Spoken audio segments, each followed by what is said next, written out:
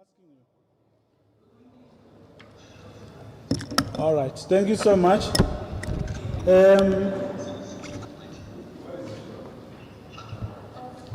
Are we ready? I see EMCA you are ready, but other people are shaking their heads, so I'm not sure.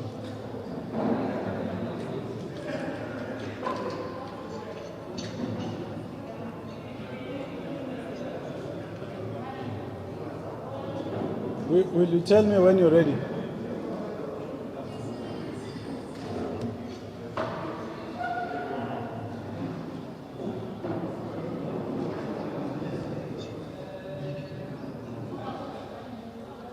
Ladies and gentlemen, thank you so much for the time and for coming to Sunrise View Secondary School. My name is Elijah Mhlanga from the Department of Basic Education. We are in Rustenburg this morning as part of a visit to schools. This is the second school that we visited this morning. We are with the Premier of the Northwest Province, Professor Job Mokgoro, as well as the MEC, Mema, and the Minister of Basic Education is here. We also want to take this opportunity to recognize the representatives from Anglo-American Platinum, as well as Impala Platinum Mine, the CEO, Mr. Mark Monroe. Thank you for being here this morning.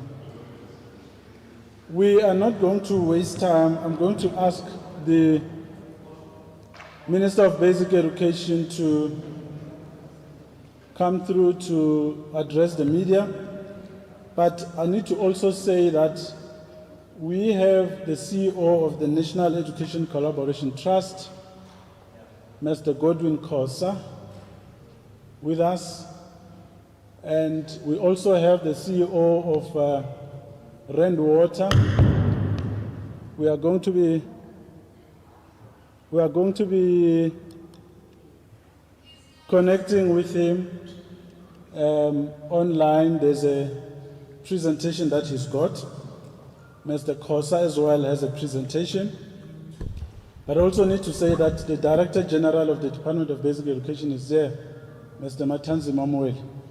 He also has a presentation that is going to make, but all of that will come after the Minister has taken to the stage to address us. Minister, I'm going to hand over to you, and please ascend to the stage. Thank you. No, thank you very much, Elijah. Let me acknowledge the Premier, Dr. Mokgoro, my colleague, the MEC of Education in Northwest, the leadership of Platinum Mine that gave us a beautiful school. Thank you very much, CEO. Also acknowledge our DG, Dr. Mweli, and the school leadership, the principal and the staff who have really kept this school in a very good state. I had the privilege to receive the school in my previous term, and it's as I left it. So congratulations to principal. From the outset, I really have to acknowledge the furor of the postponement of yesterday's media conference, and for that I sincerely apologize. Due to last-minute changes, and I think the media will be aware, that on Saturday we had the CEM, and after the CEM we met with our unions, the governing bodies, but also received our reports. And we met for almost a whole day on Saturday. And the decision that we took on Saturday forced me to use Sunday to do a series of consultations, because on Saturday we had taken the decision not to not to receive learners today. But it had major implications for the sector because it was very late by the time that decision was taken. There were learners which were on their way to schools, especially from outside provinces. There were principals who were not aware of the decision that we took on Saturday, so I spent almost the whole of Sunday consulting. So as I said, I was forced into a number of consultations with a number of key stakeholders who have a direct interest in basic education and resulting in challenges for me to continue with the press briefing we had planned. Because I didn't want principals to first hear from the media that they can't receive learners before we speak to them directly. So I had to engage with Association of School Principals. I had to engage with leadership of schools, both private and independent, because they were also using the date, and they are not part of the public system, and they had to be told already by Sunday that there was a decision that we had taken on Saturday. I also had to communicate to get into a meeting for South African Human Rights Commission, because itself also was threatening interdiction, so I had to also spend time with them. I also had to spend time with organizations representing learners with special needs. And I really want to repeat that. I really wish to apologize wholeheartedly for the inconvenience that was caused yesterday. But it was beyond my control because I had to make sure that all key stakeholders are informed in time so that they can mitigate all the challenges which have been brought by the decision that we took very late on Saturday. So if you recall, on the 19th of May 2020, I did announce a phased opening of schools as from the 1st of June. Following that announcement, our department convened a number of meetings on a weekly basis and sometimes more than twice a week. I had to engage with heads of provincial education departments to prepare the system for the new environment. I had to engage with teacher unions about the new environment we have to operate under, with your national school governing bodies, with your principals associations, with the different NGOs working in the sector, but also organizations working with learners with special needs. We had to engage with assessment bodies to make sure that indeed with the new environment there will be necessary changes to our assessment system, and a series of stakeholders with a direct interest in basic education. So we had to consult with everybody else who works with us. As I said, some of these meetings were convened on a weekly basis and some more than once a week. And the main focus of these meetings was to collaborate with our key stakeholders and to put in place measures to ensure the readiness of the system for the phase-in reopening of schools. As indicated in the earlier media briefing, critical to the reopening of schools was and still remains absolute compliance with all health safety requirements pronounced by the Department of Health. So on the 30th of May, which is this past Saturday, we again met as Council of Education Ministers to have our final report, because we've been receiving these weekly reports. And we received 3 critical reports. The first of the State of Readiness report, which we received from the NECT, and I did invite them today to really give you a sense of what were the tools they were using and what were the recommendations that they made after giving us that final report. We also received a report from Rand Water, and I've also invited them to really also come and assure the nation from their reports that we are indeed on the right track, so that our extension of the schools opening, because it's informed by the finalization of the work that they're doing for us will also be here, so they're here to also speak for themselves. But we also, as a sector, because we also work with provinces or a concurrent structure, I had to meet with my colleagues from provinces and receive reports from different provinces in terms of their state of readiness and their state of unreadiness. So those were the 3 reports that informed our decision late on Saturday. So based on these reports, it became clear that the sector was at different levels of readiness. And as you recall, that we were allowed to open schools only if we meet the health requirements to the full. So those reports confirmed that in some instances were 80%, in other provinces were 96%, but we were not all at the same level. And in the main, it was this reason that the CM determined that the sector requires more time to mop up its state of readiness for schools reopening. And as I will speak to that about what were still outstanding matters. But I can speak to some of them off the cuff, because on Thursday I visited a number of schools. In Gauteng on Friday I went to the Free State. I went to the first school in Olivenhout, and the principal was wearing khakis with her staff, and they were doing everything possible to ready themselves for Monday. And the principal whispered to me and said, "You know, Minister, we are here all the time. We leave the school very late, but let me tell you, I will not be ready to teach on Monday. Because the things we had to do are things that ourselves had not anticipated that we'd have to do." Because the most difficult part was reorganizing the curriculum, getting teachers who were not teaching grade 12s to, and just those decisions around the curriculum took the schools a long, long time to come to conclusion. But in terms of your protective clothing, on Thursday they were only delivering the the protective equipment by the province for learners. So which means learners will not have been informed already by Friday. So it's a fact. So I think it answers other questions that I anticipate you will ask. That it's a fact that I can confirm that by the time I went to certain schools, there were schools that were not ready.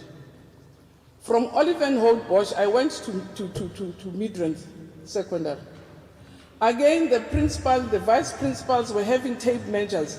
Because one thing that we had not thought through properly at DG, we had a schedule on the arrival of teachers and didn't make a schedule on the arrival of other support staff. And you would have expected principals themselves running schools would have closed the gap. So when I went to Ivory Park, it was the principal and the vice principal who was busy doing measuring of distances, whereas they had spent the whole week dealing with curriculum issues. Whereas if we had really planned properly, the support staff was supposed to have arrived with the principal and do all the other administrative work. Even the principal of Ivory Park said to me, "Minister, by Monday I'll receive kids, which means I'm going to be inducting learners and teachers at the same time. We are sure we'll be finished by Sunday, but we have not met all the requirements and the steps that were put for us." I proceeded to go to Kempton Park, and they were beyond what we had asked. They had inducted parents, not only teachers, they had inducted parents, they had orientated their learners, they were ready to move. Everything was in place. But even there, the principal said to me, when my teachers came here, the anxiety in their faces tells me that on Monday we will not be able to teach these learners. We have to really calm them down, because it took me time to settle teachers. So I'm just giving an example of our experience to say there are schools which are very ready. There were schools that were not ready. On Friday, I went to the Free State. They were beyond ready. One school which I went to, I found them already inducting and orientating their learners. Because they themselves also are saying when the teachers arrived, they were very anxious, and they felt that if they were to teach on Monday, they must induct their learners. They had called parents, showed them all the health protocols to reassure them about the safety. Because as you remember, we all said everybody's anxious, and it's very important for us to keep on reassuring each other. So as a result of those reports, as I say, we took a decision to say, let's use this week to mop up. But it's a decision we took very late on Saturday when we had our final report.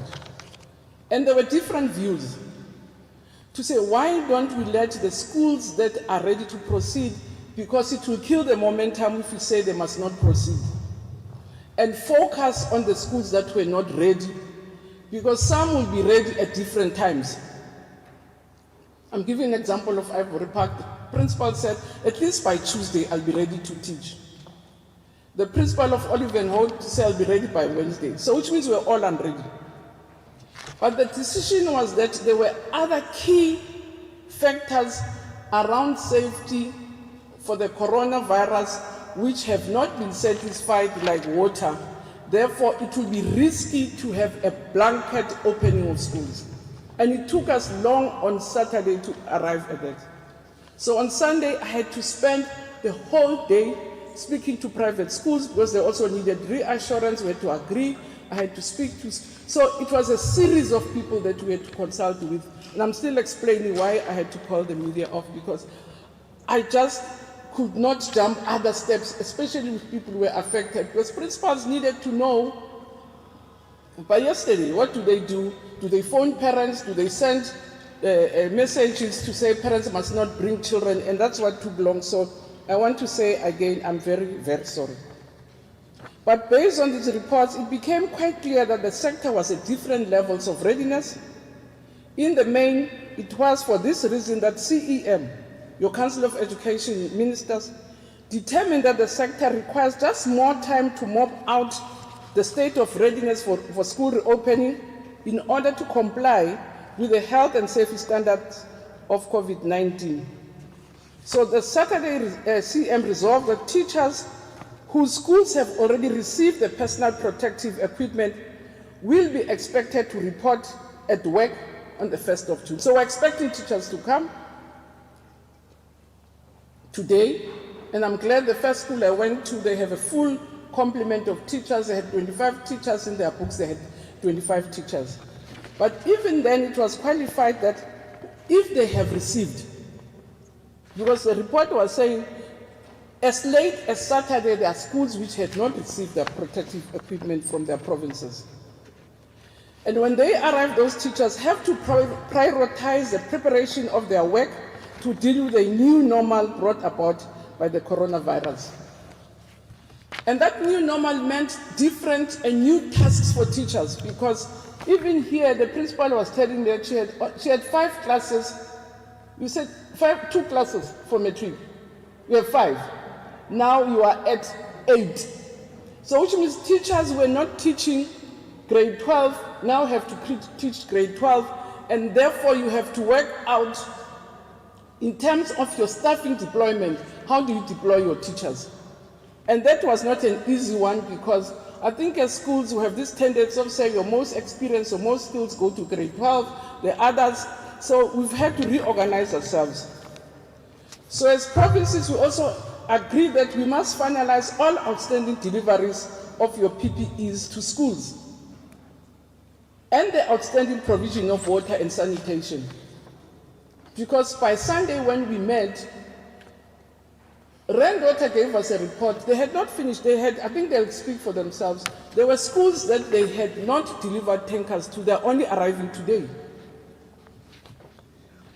And teachers and support staff should be inducted and orientated for the new environment brought by COVID-19. Because it's the very same teachers who have to be armed with all the necessary information, who in return have to support and induct learners. So some of them obviously will not have been inducted by Friday or Saturday.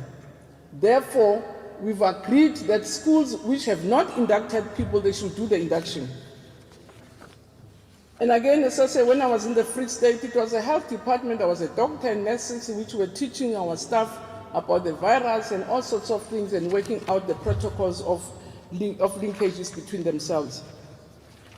And we also agree that provinces should finalize the training of screeners, because again, screeners were appointed, they had not arrived at schools, but other provinces had done it. I'm told the MEC tells me that she had trained all her screeners, she had trained all her school nutrition members, and also volunteers that had come to assist us. Because what is going to happen in the first weeks, especially in the primary schools, we have to help force our children to understand the new environment. There are going to be different assembly points. They're not going to be able to interact with their friends. They are going to have different breaks. They are going to leave the school at different times. So it's a new environment because they must not be crowded at the same place. So all those logistics have to be sorted out so that come next week, everybody knows where the assembly point is. You see, MC, when I went to the Free State, there were even color coding classes to say the yellow only assemble there, they don't go anywhere else. The green only assemble there. The yellow, so that even inside the school they are not able to interact, and the whole area has been color coded in terms of the directions. But we also had to deal with processes related to independent schools, right? So they had made their own submissions to say we're small. Some of them are small. So the reason for us to phase in is to allow us opportunity to start. It's not because we don't want all the learners here. It's to allow us to really create a COVID-19 compliant environment. And they say we have, come and inspect us, we have. So we had to deal with those. We also had to deal with schools of learners with special needs, because even those are different, they're therapeutic, they're a different space that we had to work through. So we did discuss, then we met after our decision with MECs, then we met with teacher unions and the National School Body Associations to share with them our decisions to use this week to mop up and ensure that all the outstanding matters are attended to, and agreed with them that this week is going to be a mopping period. Schools that have completed all the necessary steps should use this week for induction and orientation.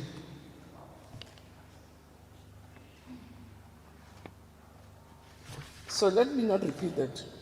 So what is happening now is that provinces are now putting the shoulder to the wheel to ensure that all prerequisites not yet fulfilled will be delivered within the week 1 of June.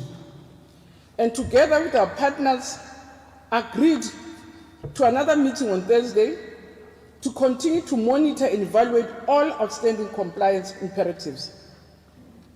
For instance, we also had situations where, because we announced late our decision on Sunday, parents had started driving their kids to schools. I mean, parents phoned me to say, I'm in the Eastern Cape, my child is in a boarding school, are you saying I must come back?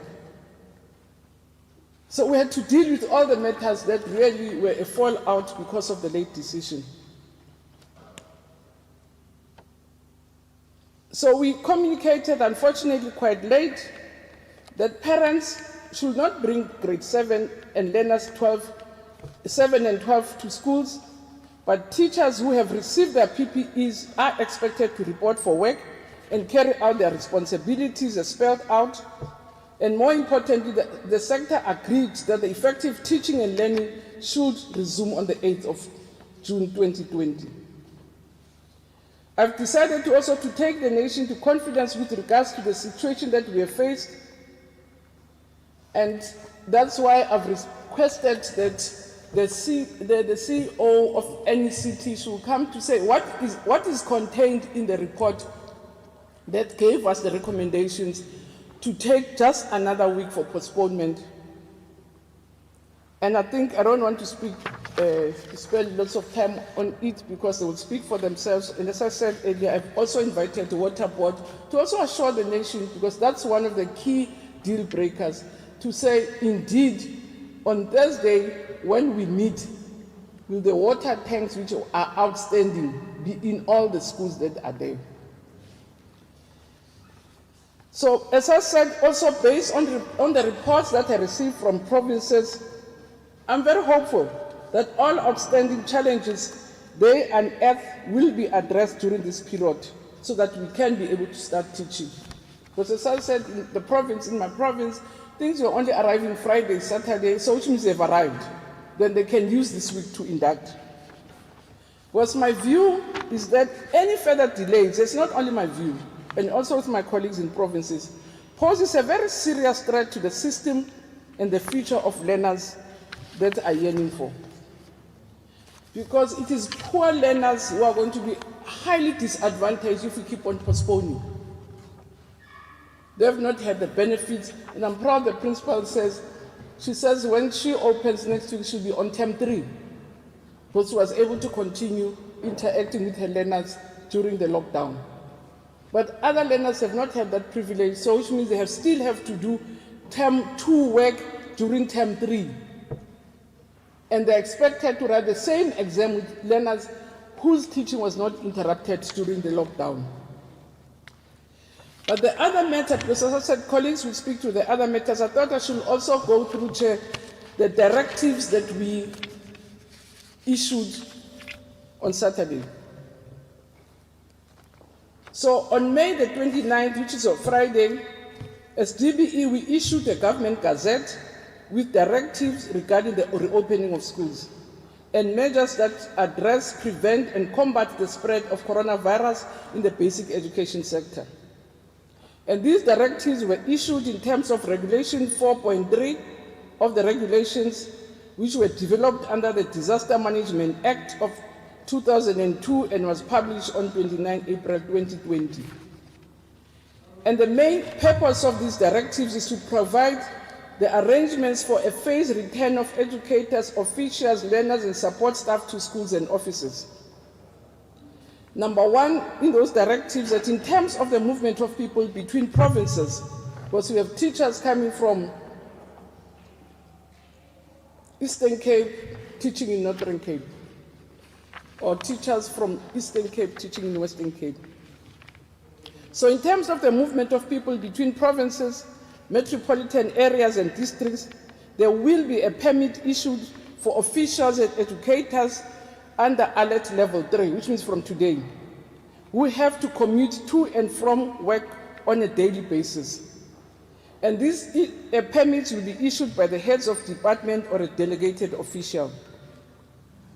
There will be a certificate issued to learners who have to commute to and from on a daily basis, which will be issued by a principal of a school. For instance, in your area like Parys, where kids study in the Val, again, there must be a permit which is issued, and the issuing of the certificate must be done in compliance with the regulations.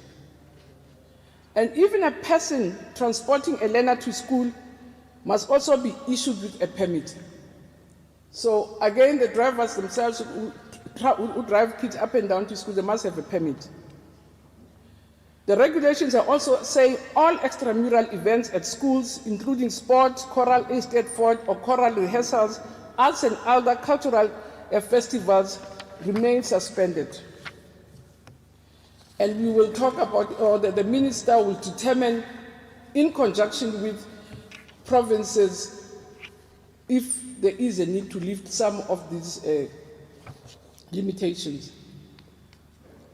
So a parent, for instance, there's been questions about parents who still feel anxious about sending their kids to school because they're not very sure about their safety.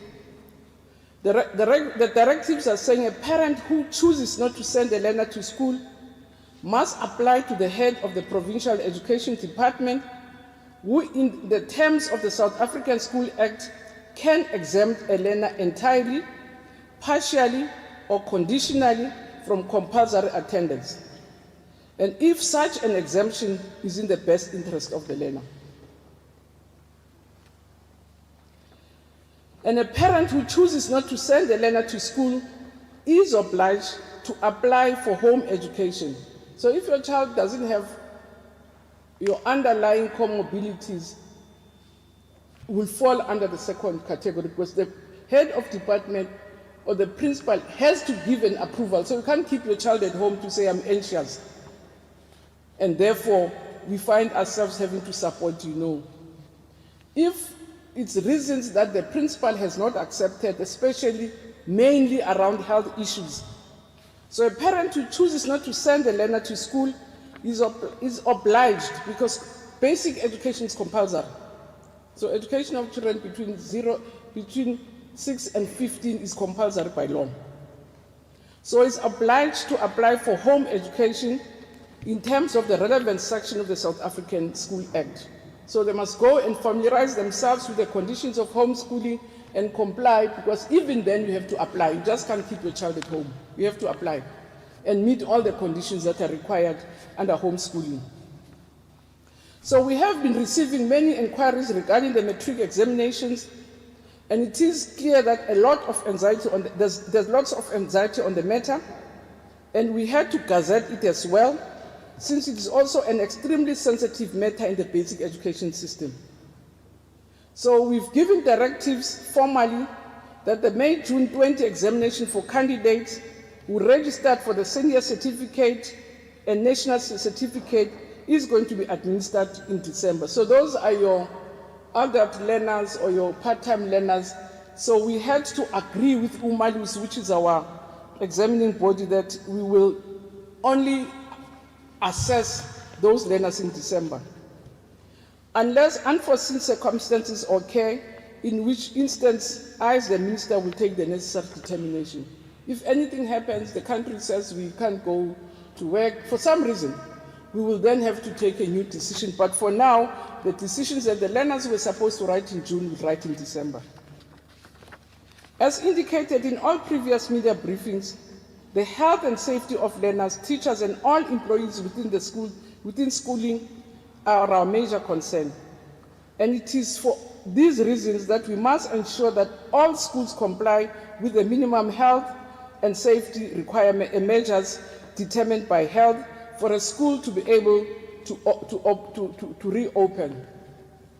And again, there were concerns which were raised by the Human Rights Commission on this matter, MEC, to say, are we saying if schools don't comply, those children will have to suffer and their school is not functioning? The right to education is an inalienable right for all learners. So which means ourselves as a sector will have to find alternatives for those kids to be able to access their rights without being prejudiced by the fact that we are not able to provide conducive conditions. So I thought I should clarify that, because it has been coming repeatedly, that if we really find it impossible, by the time we say there must be learning and teaching, as a sector we have an obligation to find an alternative for those learners so that their rights to education is not compromised. Again, any school or office that does not comply with the minimum health and safety measures, such as schools or offices, will remain closed.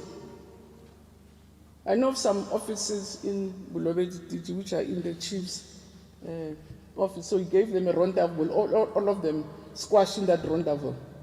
So obviously we can't operate from there any longer. So we have to find alternatives for those officials, even if it means we send mobile, but they can't operate the way they've been operating. Again, in keeping with the focus on health and safety, the directives clearly state that all offices and schools must develop a work plan. I must say, in the schools that I visited in the country, I did find COVID-19 files. Principal, I hope you have also a COVID-19 file. And we urge all schools to comply in this regard.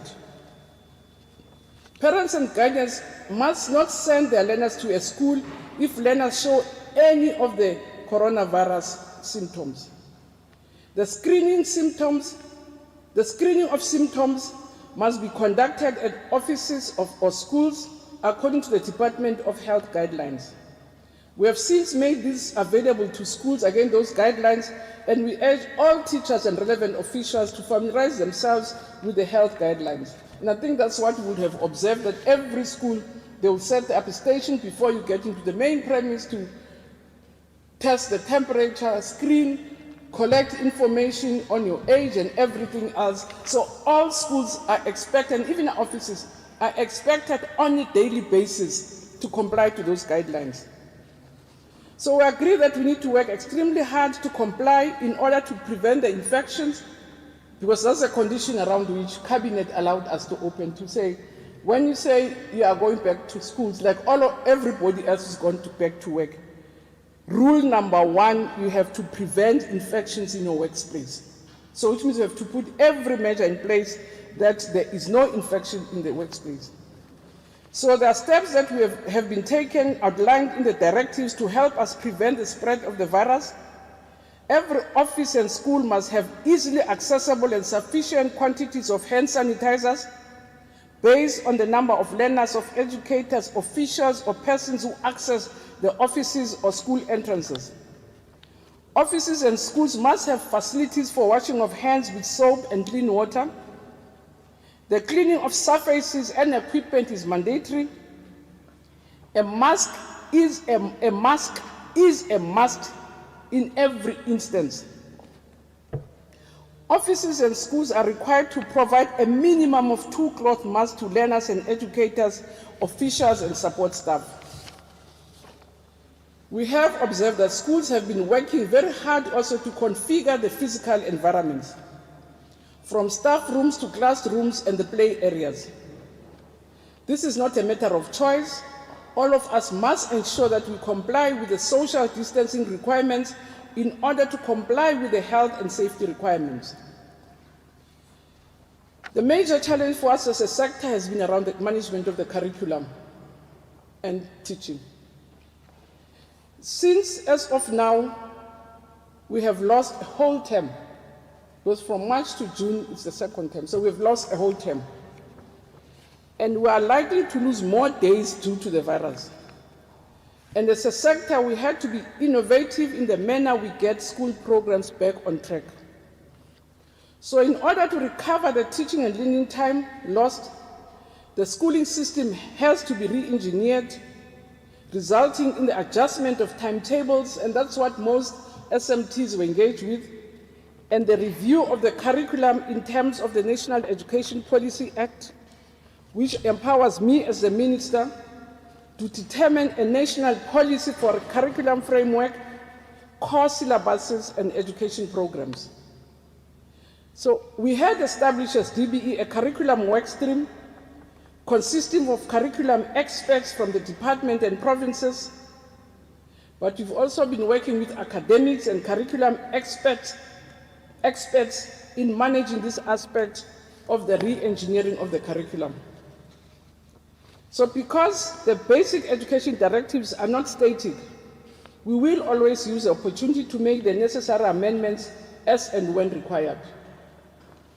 For instance, when I met the Human Rights Commission, they were concerned about clause 4.2 to say when the directive said a school not ready or not complying to the health requirements will not reopen, we will be prejudicing the rights of learners in that area when it's not their fault that things are not happening for them.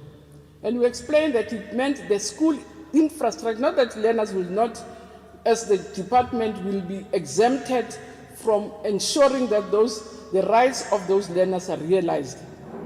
So whilst we agreed that there was a different interpretation of the clause, they proposed that we should speak to state law advisors, that for the mere fact that different parties have a different interpretation of that clause, it means it's not clear enough, and therefore we need to strengthen, so we'll do that. But there are also issues around that we had not considered earlier about ECD and all sorts of things. So as we proceed under level 3, we will then make the necessary adjustments as we get inputs also from stakeholders, and we'll make those public. So I must say, indeed, the national lockdown has affected our lives in so many levels.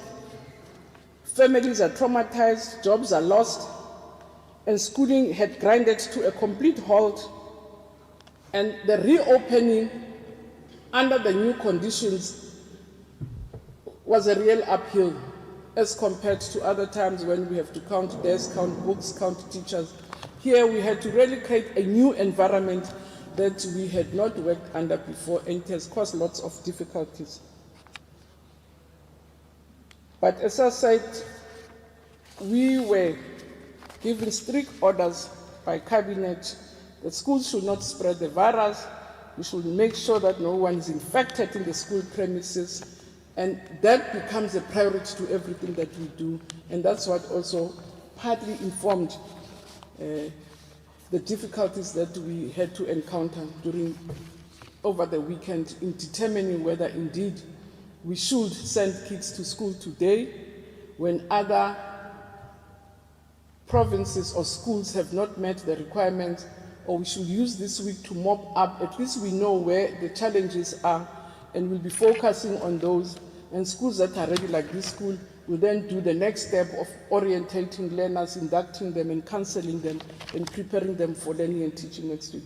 So Elijah, I thought I should stop there, and if you don't mind, then get the two presenters so that we can then take questions, if you don't mind.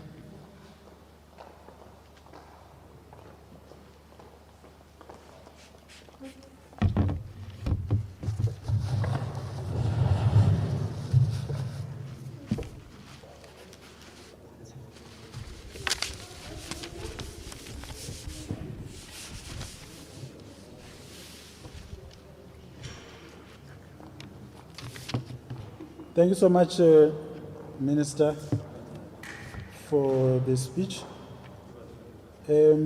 Before we proceed to the presentation, I'd like to also acknowledge the presence of the Executive Mayor of Bujanala District, the district municipality, Mr. Fetsang Molosiwa. I also like to recognize the Mayor of Rustenburg Local Municipality, Mr. Mpok No, as well as the HOD of the Education Department in the Northwest, Ms. Stefina Simaswe. We also have the Simaswe. Oh, that cancel. Go. Simaswe.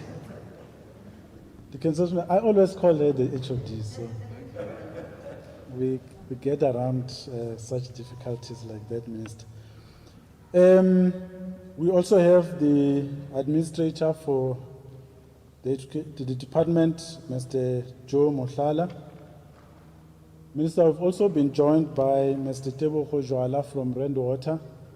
We anticipated that connectivity would work against us, but we'll try to connect with the CEO. If that doesn't work, Mr. Jwala is here to assist us. I'm going to now ask Mr. Godwin Kosa to come forward with the presentation.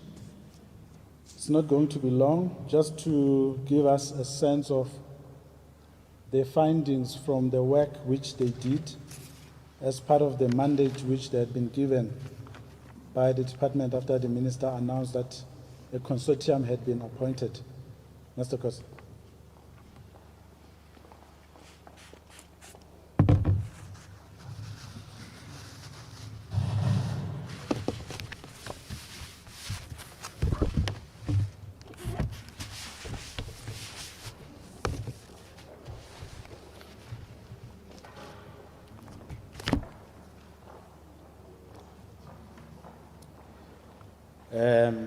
Minister, Premier, MEC, and the leadership of the province, DG, and the colleagues from the department that are here, and of course the members of the media. Good afternoon.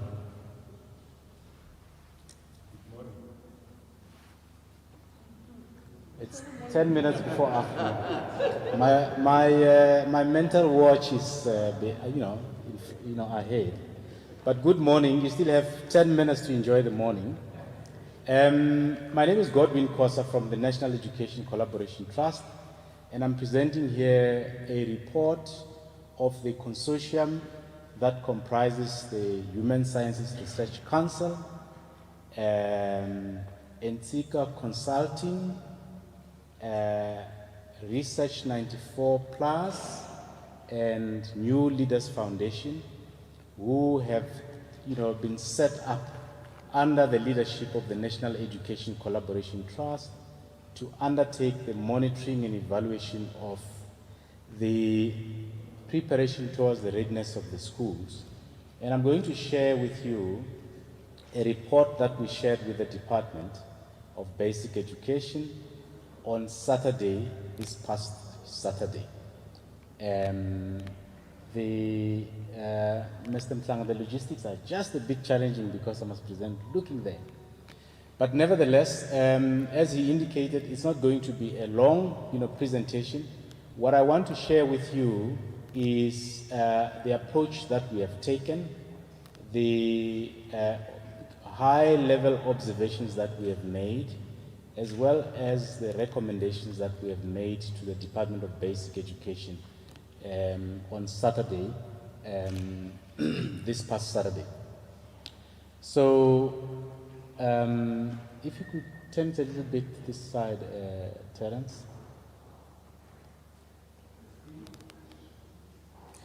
My sight is challenged, so I'm going to take this thing and walk closer.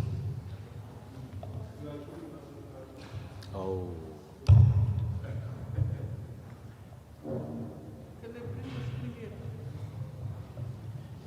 If you don't mind, I'll quickly take my laptop and we can just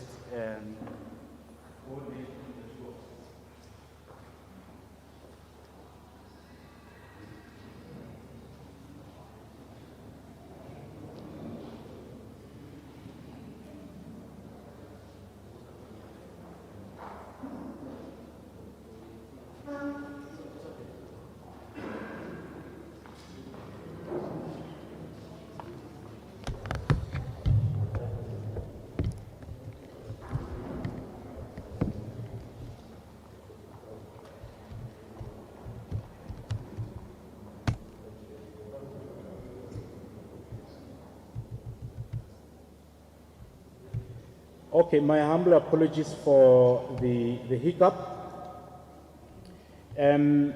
So, since we have collected the data on the readiness of the schools in the past, 12 days, I'm counting up to now, the first big observation that we have made has been the consistent observation of tremendous pressure that the education sector has been under to prepare for the return of the educators and the learners.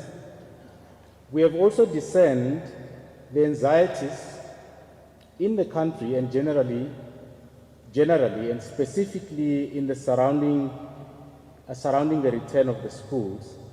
Thirdly, we have observed that the department has and is continuing to collect different forms of relevant evidence from the various levels of the education system in order to help make decisions from within the Department of Basic Education. So what happened towards the end of last year is that we constructed a snapshot of the state of affairs as at the 27th of May 2020, and this was done with an anticipation that more work was still going to happen through the provincial departments, through to the end of Sunday, the 31st of May. Next is that we actually, due to the fast-paced nature of the preparations, there has been some, issues relating to the limited completeness of information when we finalize the data, and you'll see some of those in my presentation. And of course, this has largely been to the fast-paced nature of the readiness preparations that I've indicated, and the varying abilities of provincial departments to respond to the task of preparing schools as well as reporting which latter task was competing with the primary purpose of preparing the schools. So the work that we have, the report that we presented on Saturday, followed an engagement with a steering committee within the Department of Basic Education on matters pertaining to the methodology for the monitoring of the readiness. And we have subsequently presented the report on Saturday to the heads of education departments as well as the Council of Education Ministers on Saturday.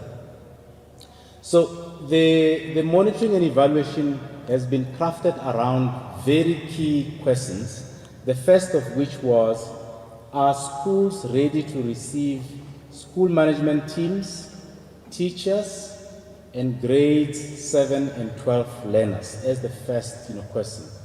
The second question had been, what is the level of readiness at the various levels of the system? So at provincial level, at district level, or circuit levels, as well as at school level. The third question, logically, was, what are the blockages to readiness if there are any? And the next was, what would have been the risks, the health and safety risks in the schools? And the last was just overall observations that we made about the readiness of the system. So the summary observations that we made initially to the heads of education department in the morning on Saturday were 5 in number. The first is that we recognize that readiness is not an absolute measure, but a relative measure. And the understanding from that is that readiness actually, the understanding of readiness comprises a number of expectations. I'm going to talk a little bit more about that. The second overall observation was that although much work to prepare the schools had taken place in the past 3 to 4 weeks, the absence of emergency response systems and culture has made it difficult to manage the readiness preparation. The third was the PPEs, personal protective equipment, tracking and verification that we undertook, which was initiated in the 10 days that I cited, pointed to a checkered state of readiness across the country. The fourth was that most of the provinces had procured and started distributing the PPEs, largely for the school management teams, and some provinces had started distributing for teachers. And most of them were actually still preparing for the rollout of the learner PPEs. And the last broad observation was, based on the PPE delivery tracking and data from the sample school surveys, we then made an overarching opinion, which was, it was highly unlikely that majority of the schools nationally were going to be ready to open on Monday, the 1st of June 2020. So there is lots of data that we have collected on when did each, for instance, on when did each province procure its material, where the procurement processes were, where the provinces had started distributing, and where the distribution process had reached at the various levels of the system, and whether the distributed amount of PPEs were going to be sufficient, at least for the staff and the learners who are doing grade 7 and grade 12 expected in schools. So I'm not going to go through the details, but I'm going to share with you the fact that in collecting all that data, we have started actually making some of the live systems that are available with the provinces. And we made the following overall observations.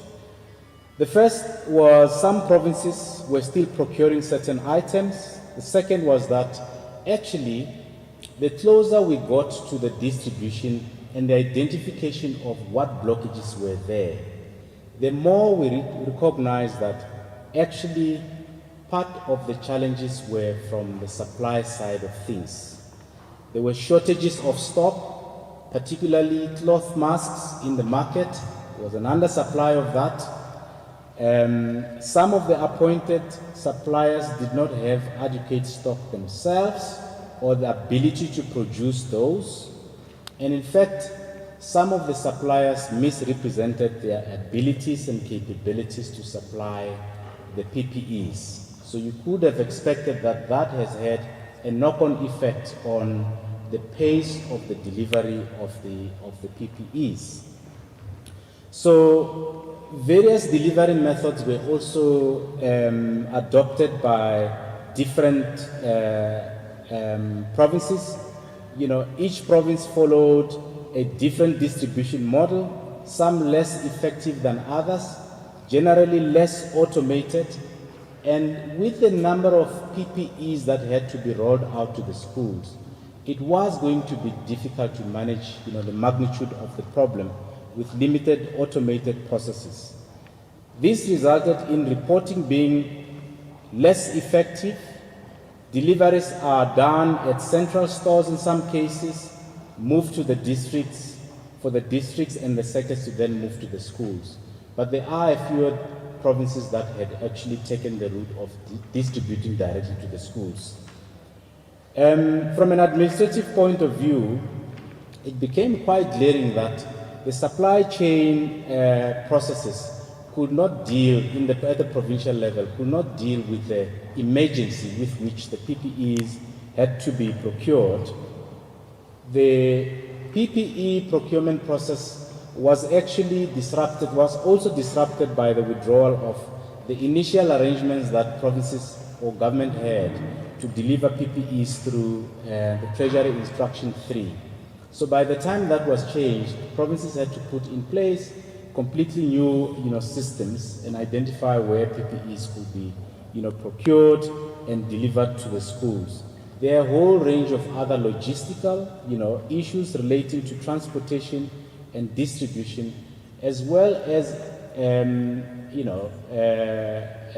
protests in some of the areas to block, the delivery of the PPEs, in schools.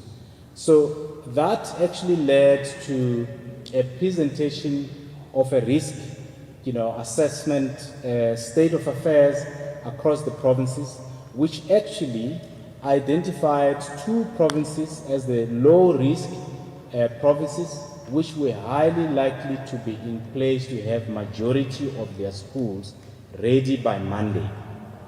4 provinces were identified to be in a medium-risk, category, which meant that the likelihood of them to have most of their schools ready was much limited. And of course, there were 3 provinces that were flagged as high-risk provinces because their distributions were far behind. But I need to also indicate that some of these observations were a factor of the verifiable information that we had received from the provinces by the time we finalized, the report. So, having made that observation and given the risk assessment, state of affairs, we made the final, set of observations and recommendations to the department. The main part of which was that we took the comments by the heads of departments, which firstly indicated their acceptance of the report as a correct reflection of the state of affairs across the country. So that was important. And in fact, some of the data and the observations that we've made were confirmed directly as consistent with where things were during the presentation to the heads of departments. The heads of department, the 9 provincial departments of education, then also gave us a very lengthy account of the context in which the preparation for readiness was being carried out, with lots of challenges, including procurement challenges, planning challenges, supply side challenges relating to availability of stocks and availability of capacity in the market to quickly roll out the deliveries. I must indicate though that we have observed that the preparations that were initiated some 3 or 4 weeks back were actually starting to yield reach at a school level only by the middle of last week. And we therefore expected that that would continue until the 31st of May. So having observed that and listened to the heads of departments, and in particular the fact that the deliveries were continuing, we reached the following final observations, which we ended up presenting to the Council of Education Ministers in the afternoon. One was that progress had been made by the provincial departments from the picture that we had on the 27th of May, and the national institutions such as Water, who were rolling out the deliveries of water to meet the readiness requirements. The second final observation was that an increasing number of schools are increasingly meeting the requirements for readiness. Third was that we thought there will be many schools that would not have been ready by the end of Sunday, the 31st of May, to receive learners in the schools, and that the greater proportion of which will be in the provinces that have been reported to fall under the high and medium risk categories presented, shared with you earlier. This observation, obviously we made in the context where we invited provincial departments to confirm or disconfirm the observation based on relevant, verifiable information which was provided to us by Saturday. That actually created the window for the accounting officers at provincial level to still come up with any additional information by Saturday to confirm or disconfirm the overall observation. But generally, there was agreement with the heads of departments that the report was reflective of where the country was in respect to the readiness to receive or to open schools on 1 June 2020. And on that basis, we made some secondary recommendations which related to what needed to be done should the schools be opened. So we then came to the conclusion that over and above reopening all the schools, CEM was, we recommended CEM to consider giving a partial or delayed reopening of schools depending on each provincial department confirming that schools meet the readiness requirements. Secondly, schools that do not meet the requirements we recommended should remain closed until they did so. But we specifically also recommended under that overarching recommendation that the requirements should also be clearly prioritized, because as they stand, they are complex and onerous. The requirements can be understood from critical requirements that schools have to meet to good practice requirements that the schools have to meet. So good practice requirements, for instance, will be you must have your posters and these sorts of things. But critical requirements will refer to aspects such as masks, sanitizers, washing water, running water, and sorts, and that sort. And the heads of departments welcomed those recommendations and agreed to take up some of the management and intervention recommendations towards finalizing the readiness of schools to reopen. In summary, Minister, I would like to stop there.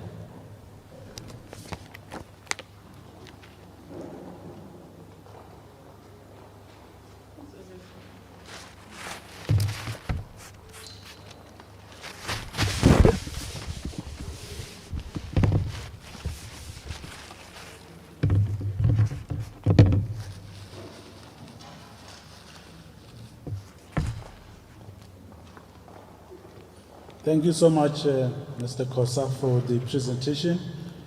I'm now going to invite Mr. Tebogo Jwala from Randwater to take us through their presentation. I'm not sure, Terence, if we're able to connect with the CEO. Let me know. Otherwise, I'm going to ask Tebogo to go through it. Can we see the CEO?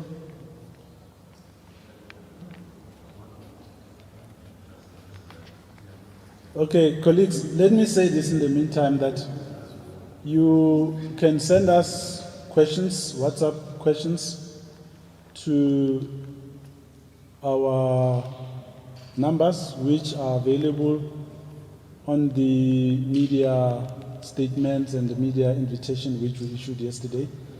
But we've also shared the numbers via the different WhatsApp groups that we have. So please keep sending those questions. We've already received some questions. We will be reading them so that the Minister and the DG and perhaps the MEC can deal with them at the right time. But in the meantime, please prepare those questions. We'll be able to answer them. Are we succeeding in getting the CEO on the line?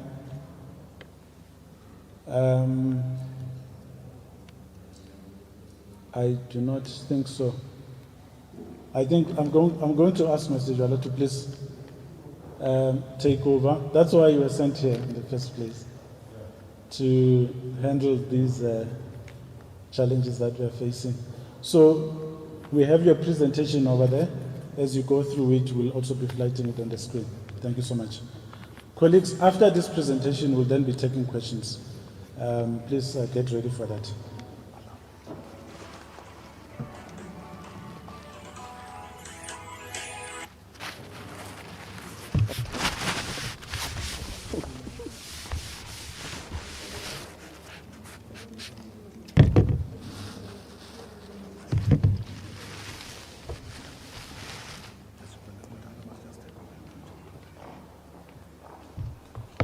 Thank you very much, Program Director, and good morning or good afternoon, Minister, Premier, DG, I think there's Executive Mayor, colleagues from the department and the Northwest Province.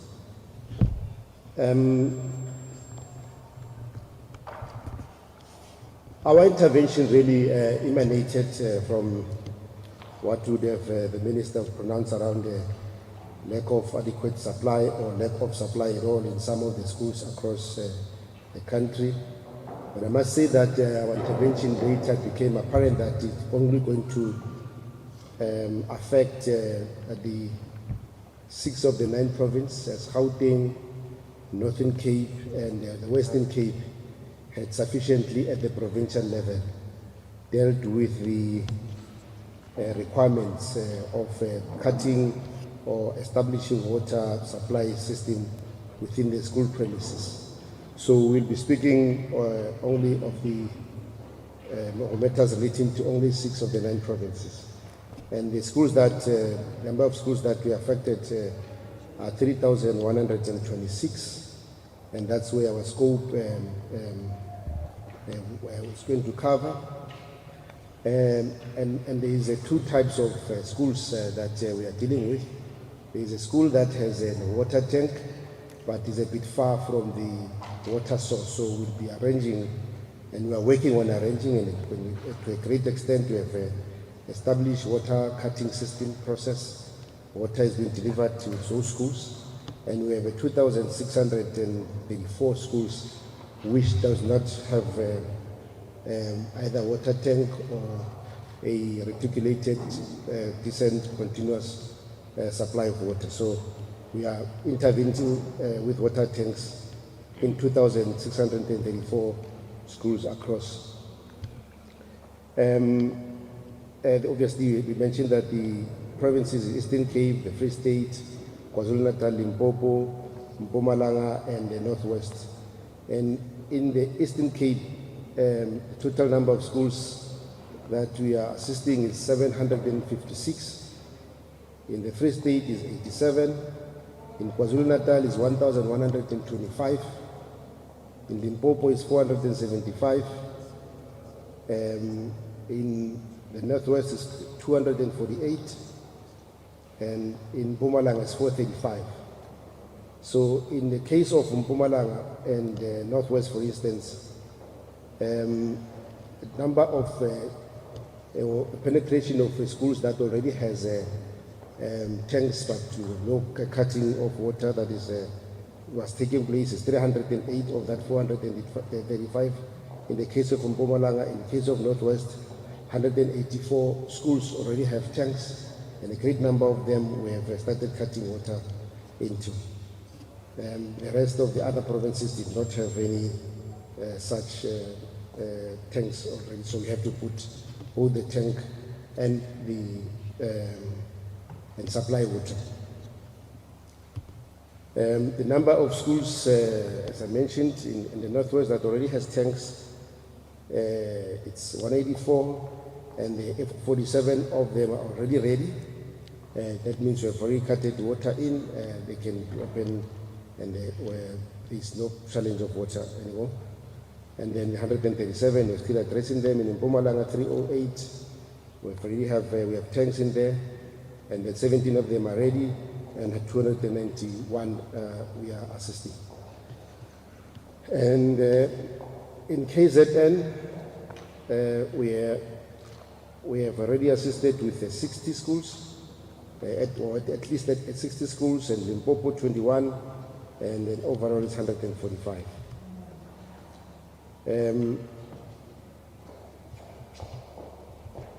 So when we go to schools that does not have tanks, where we are already supplying tanks, so started supplying tanks over the last couple of days. In Eastern Cape, like we mentioned, we have 756 schools to assist. 11 of them we've supplied tanks and water, and 85 of them we have tanks at the school. We're busy setting up temporary establishments, but we're also doing it in twofold. So we'll have immediately, so that there is water and there is a supply of water at the school. We won't wait until we build a whole stand or a plinth that is bricks and mortar based. We'll have a temporary installation, and then the second phase will be to establish to build a plinth and some form of stands, depending on the material condition on the ground. And then, and 189 of them, we have already delivered tanks at the school premises. 289 of those schools, the tanks are at the central point at the district, and they are being delivered to the schools in the next couple of days. In the Northwest, we have 84 schools, and then 12 of them are already ready. I mean, 84 in terms of those that require new tanks, and then delivered at the school premises are those 12 which are ready, and then we have 33 at the central point that are being transported between today and tomorrow to those specific schools. And the total number of tanks is ready, and the supplier premises which are going to go into schools, so at central point are 19.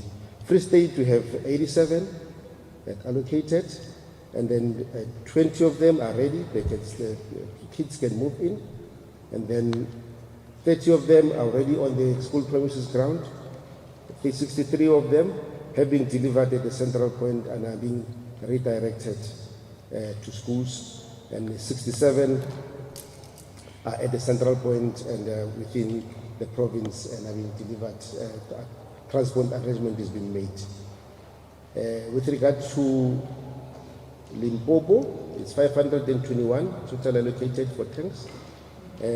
46 of them are ready, and 134 of them are at the supplier premises and are being carted, transported soon to various schools. And that's we're recording 138 in total of tanks. So in Mpumalanga, we're talking at about 127, and 127 of them are at the central depots of various suppliers, and they have been transported. And KZN, we're talking about 1,125, and then the total number of schools that are ready, where we already supply the tanks and fill them with water, it's 8. And then there are some of the schools that where we have the tanks at the school premises, it's 65, and some of the tanks that are at the central point of suppliers is 31. So we are talking about an intervention of about 626. Okay, if we have to tell you about the current location of tanks, those in the Eastern Cape, for instance, we have extra tanks that are within the province but will be delivered at the school. We have 100 tanks in Free State. We have 138 tanks in Limpopo and 395 in KZN. And some of the tanks are being transported from Gauteng to various places. I mean, we've got 31 tanks that are moving from Gauteng to Free State, and 127 that are being transported from Gauteng to Mpumalanga, and 231 to KZN to top up of the deficit number that we just shared with yourselves. And I mean, I don't know whether you can see some of the presentations. Part of our presentation, we have various pictures that demonstrate and show a number of interventions. Some of them are trucks that are in transit with tanks, and some of the tanks that have been installed at various schools that show that the water is already flowing and we are ready to start the school calendar once again. Thank you very much, Elijah, the Minister. Thank you. Thank you. Thank you very much.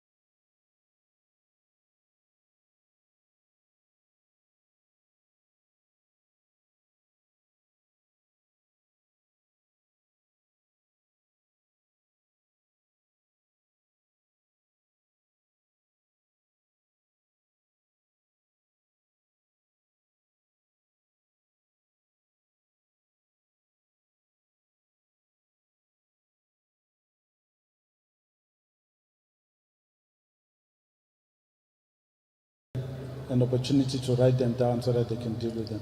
Over to you. The first question is for the Minister. It comes from Sidwell Kutuga of the Mail newspaper. We have seen several schools around the globe being closed just a few days after they have been reopened because of hundreds of pupils that have tested positive for COVID-19. Given the news and the fact that the virus is spreading so rapidly in South Africa at this stage, do you still believe that it is safe to open schools next week? The second question comes from Thabo Mutupin, who is from SABC. Some private schools have been asking parents to sign indemnity forms. They will not let kids back to school without completing these forms. Is the department firstly aware of this? And where schools want to absolve themselves from possible COVID-19 infections, which might happen at the school? The third question comes from Luyolo Getana of the Business Day. How many private schools have been allowed to reopen across the country, seeing that private schools in the Northern Cape have already opened today?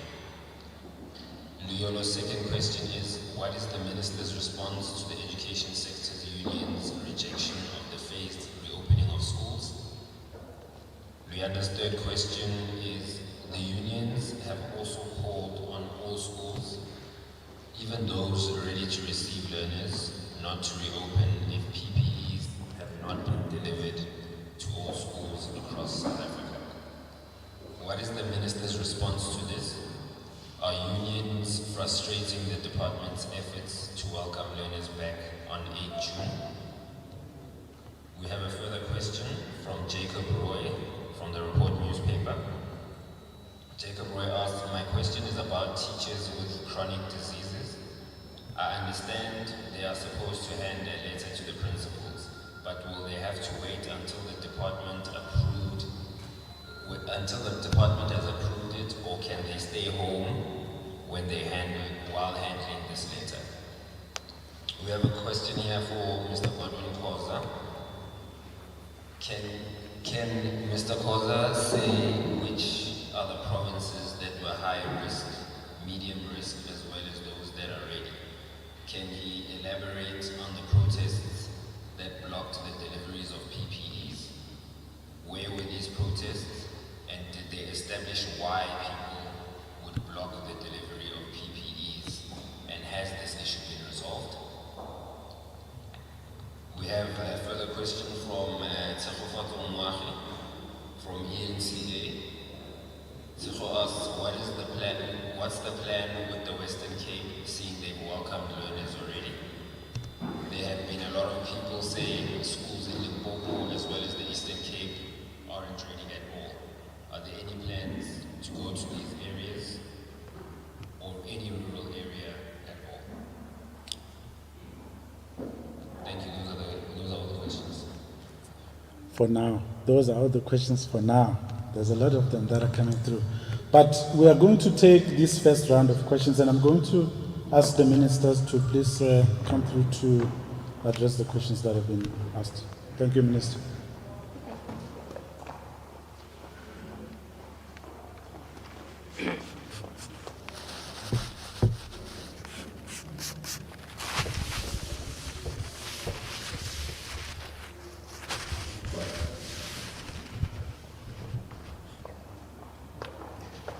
Yeah. No, thank you very much. The first question is about the closing of schools by other countries on an ongoing basis. And my answer is that those closings are informed by circumstances, I think, in those countries, which are some, I guess, not necessarily ours. I mean, last time France closed 50 schools. And France has got more than 44,000 schools, 902. So which means in France, 44,000 schools, 848 were still operating. So which means the closing of those schools would have informed by circumstances around those 50 schools. I think yesterday they reported that South Korea closed about 100 schools, 500 schools. In Korea, there are more than 20,000 schools.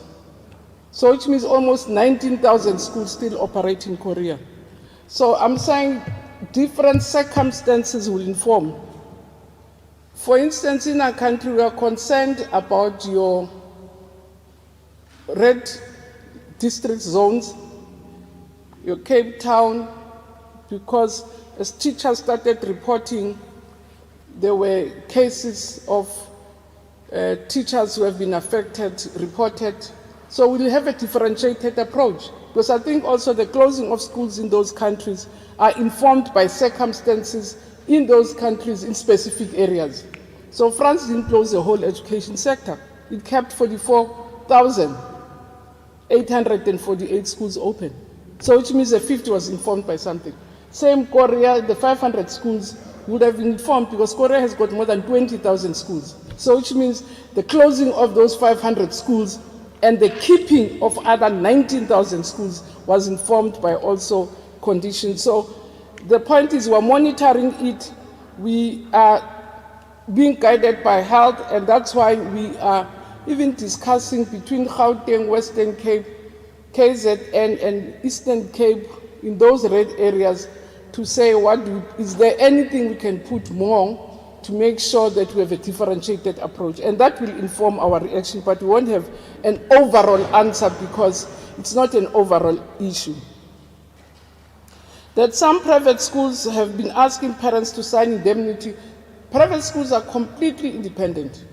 They operate within the framework of the law to say they shall teach this curriculum, they shall do the following, but in the everyday administration, DG will have to help me, we really don't have a direct say. So I'm not aware, but I'm also not surprised that I'm not aware because they would not have necessarily have had to tell me that we are getting people to sign indemnity forms. They run their own business. So how many private schools? Again, we're saying private schools, small schools, independent schools, schools with special needs have a different management protocols because they're independent. So what they do, we work with them through the association, recognized association representing them. And then that association, on the basis of the agreement that we have, using the tools that we are using, they then confirm to us that this school has met the requirements. Therefore, as an association of private schools, we have given them permission to operate. So they are in a different dispensation because of the way they are run and managed. So it's a different, I'm sorry, there's a different plan. What is the Minister's response to education sector unions' rejection of the phased opening of schools? Unless I misunderstand the question, what the report of the NECT, and I think that's where the difficulty was. The report of the NECT said, Minister and MECs, your systems are not ready even in areas which are non-negotiable, and gave us three options. Allow schools that are ready to operate, disallow schools that are not ready, or just use the week to make sure that everybody is equally readied. And our agreement, and that's the final decision we took on Saturday at CM, that let's not take chances and say this one is ready, because the report we're getting from the NECT is not saying the 26,000 school 1, 2, 3, 4 does not open because it's not ready. So it's generic to say 80% of your schools are not ready. So we're not even sure if you say everybody must go in, if not that 20% will go in. So for safety reasons, we thought we should ask, and we agreed with unions. So the response is that we agree with them that we should not have had a phased reopening of schools because there will be that 20% that could be the risk factor, and therefore use this period to clean up where there are areas. So the reaction that the minister agrees with unions, that agreed with unions and parents, based on our report received from the NECT and from provinces, that the phased approach might be risky. And as I said, even here it's ready, they could have started, but I'm not sure if the next school. So let's just clean our data and be very, very sure that there is that in the system we have met all the requirements. The questions about teachers with chronic diseases. Teachers where PPEs have been sent were supposed to have been at school, declared, and that's what I found, declared their a challenge, health challenge, and there are clear protocols about how to what steps need to be followed. We are supposed, say for instance, if you are diabetic, then the doctor is supposed to say this diabetes is unmanageable, therefore this teacher cannot come to work. That's the basis. So you don't stay at home without necessarily following those protocols and be granted permission on the basis of what the guidelines say. So teachers are expected to have been at school, they're supposed to have declared their condition, they're supposed to have consulted their doctors, they're supposed to have already given the principal. One school I visited, they had a teacher who's on chemo treatment, and the doctor said it's not safe for her to come back, and therefore it was granted, not just stay home, was granted permission not to come.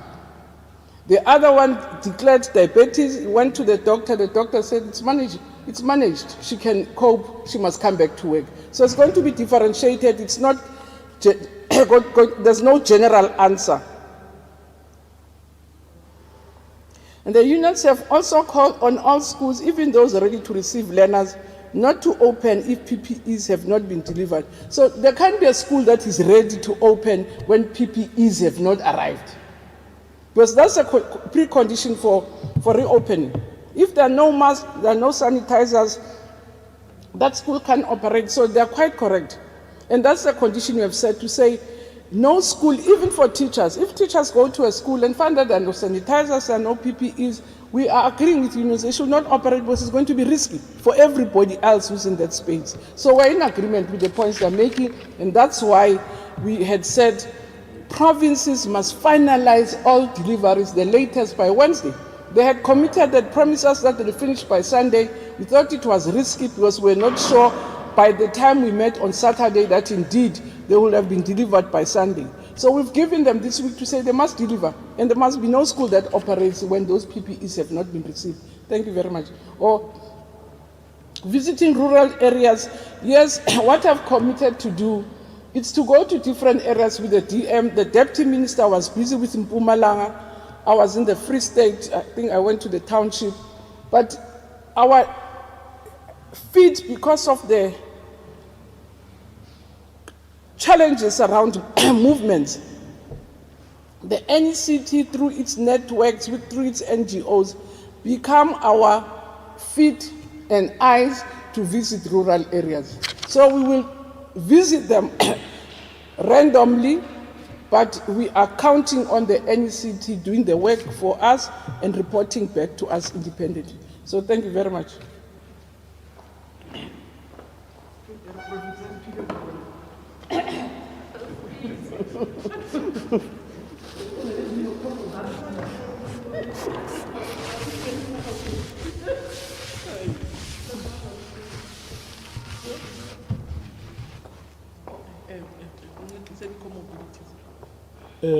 Thank you, Minister. There was a question, DG, I've noted you will come through. I just want Mr. Kosa to address the question that was directed to him, and thereafter I'm going to ask you to assist in responding to some of the questions that the Minister was also responding to. Mr. Kosa.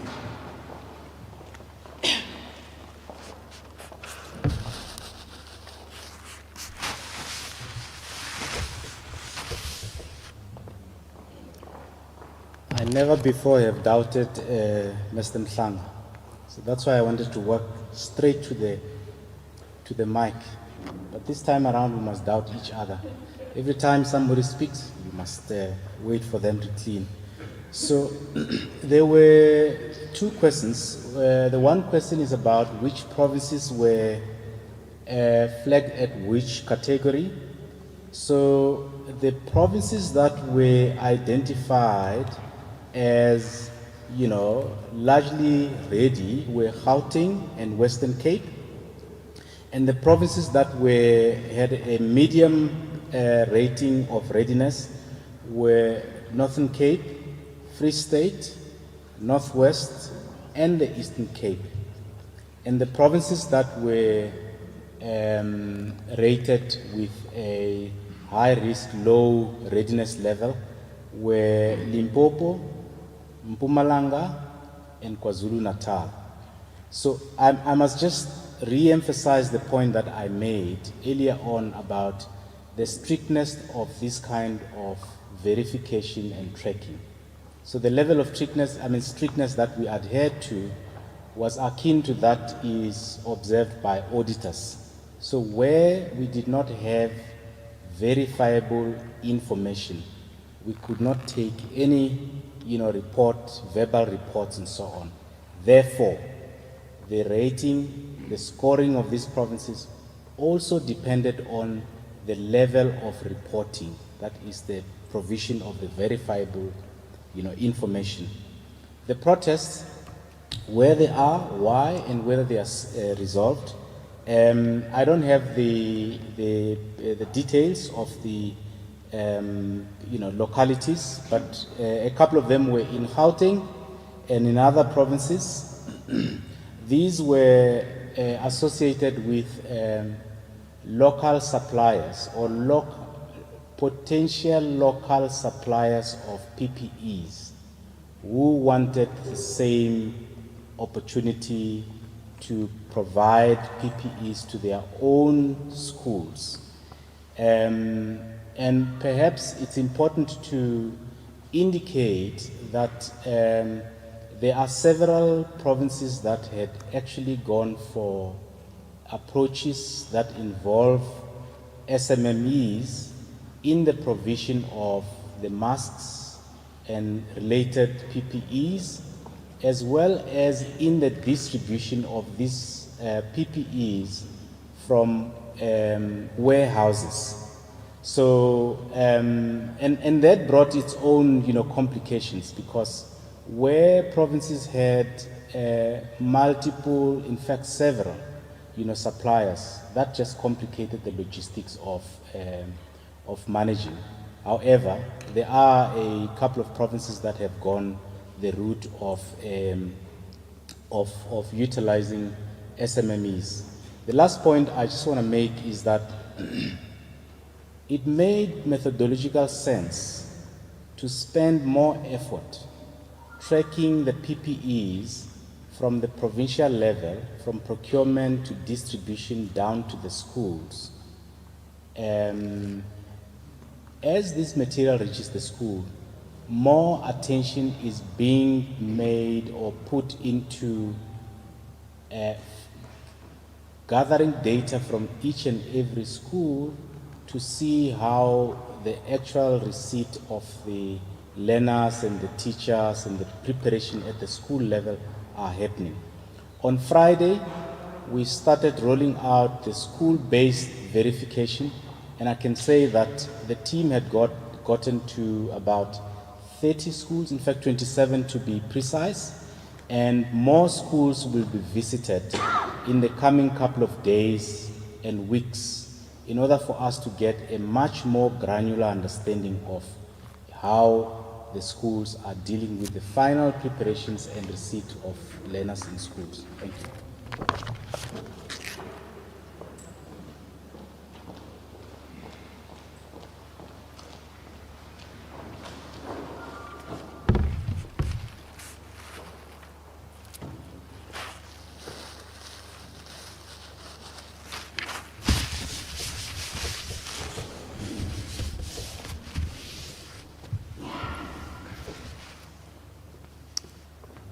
Thank you so much, Mr. Kosa. There are also requests for your presentation.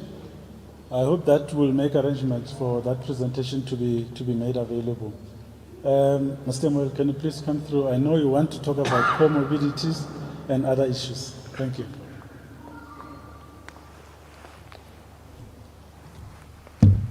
Good afternoon. I'm vertically advantaged.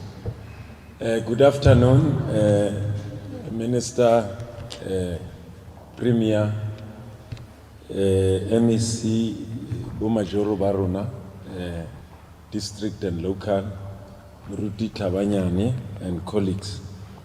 I'm just going to add a few points. Yes, Mr. Mshanga, maybe let me start first with the response that Mr. Kosa gave about specific areas that experienced protests. Those specific areas, as he correctly pointed out, the northern part of Gauteng, I think the Pretoria, Soshanguve area, and the explanation that he provided as the reason for the protest, people saying, we have local capabilities, why are you giving this tender to somebody from outside our area? The second area that experienced this was Eastern Cape, particularly the OR Tambo region, which experienced the lowest delivery when we received the figures on Saturday and Sunday, which had received probably the lowest. I think the last count that I saw was about 18%. And in there as well was about people who were contesting the fact that the suppliers who had now successfully responded initially, the suppliers who were contracted were the local ones. When they failed to meet the deadline, then the department resorted to suppliers that demonstrated the capacity to deliver on time. And how you determine that, you go and check the stock in the warehouse before you award a contract to a supplier. And unfortunately, at first, that was not done because, as Mr. Khoza indicated, many of the procurement processes were done hurriedly. And I don't want to burden you with a background of initially the whole of government procured through only one supplier called Imperial Logistics for the whole of government. And increasingly, Imperial Logistics could not carry successfully the burden of procuring most of these COVID essentials from overseas.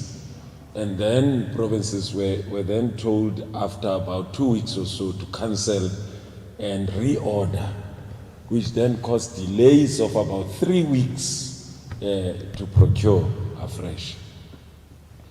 So those are the two provinces that experienced this protest. I must also add that these numbers change very fast. I think Mr. Khoza did hint that to indicate that the decision was mainly based on the extensive work that they had done up to the 27th, updated on Saturday, and the numbers keep changing, and they changed drastically because provinces were delivering up to yesterday, and as we speak, the deliveries are still continuing. Comorbidities, there are two dimensions to comorbidities. The first dimension is the one that the minister explained, which requires that, in fact, all over the world, whether it's learners or employees with pre-medical conditions, they are expected to consult with a doctor, and a doctor would provide a report with supporting documents. And the advice that we've been giving in the workshops that we've been running for officials at district and even at provincial level, including the Association of School Principals and the 5 teacher unions, we took them through these workshops. We said to them, if it is not explicit in the doctor's report that a person must stay at home, then you must go to work. It is only a medical doctor who can make a determination that the pre-medical condition that you have makes you vulnerable to the environment of COVID-19 that we find ourselves in. Only a medical doctor. And we even advise the officials that no official who's not a medical doctor should question the report of a medical doctor, because you are not a medical doctor. It's only a medical doctor who can subject a report of a medical doctor to a review. Some review, ask questions, and so on. So that's the first dimension, which the minister responded to. The second dimension is the protocol, the process, what happens. We met in the Education Labor Relations Council, and thank you very much to parties in the Education Labor Relations Council, especially the chairperson and the general secretary, who were able to convene an urgent meeting. A collective agreement was concluded on Saturday on how we deal with comorbidities of educators. I've already signed that collective agreement. We discussed it at HEDCOM, and HEDCOM made its inputs. The inputs were factored into the collective agreement that I signed yesterday. So we are awaiting employee parties, in other words, unions, now to sign. It will be a protocol that determines the step-by-step process of how teachers should go about dealing with comorbidities. Thank you. There's a question on indemnity forms. Oh, I thought the minister responded to the issue of the indemnity form. Well, schools do issue indemnity forms, not only independent schools, including public schools. But we generally take a dim view to indemnity schools because people think that they absolve them from vicarious liability. And that is not the case at all. And I'm sure if you follow cases of two learners who were tragically demised in Gauteng towards the end of last year, you'll attest to the point that I'm making. Signing an indemnity form does not exonerate the school and the state from taking responsibility where there was negligence. Thank you.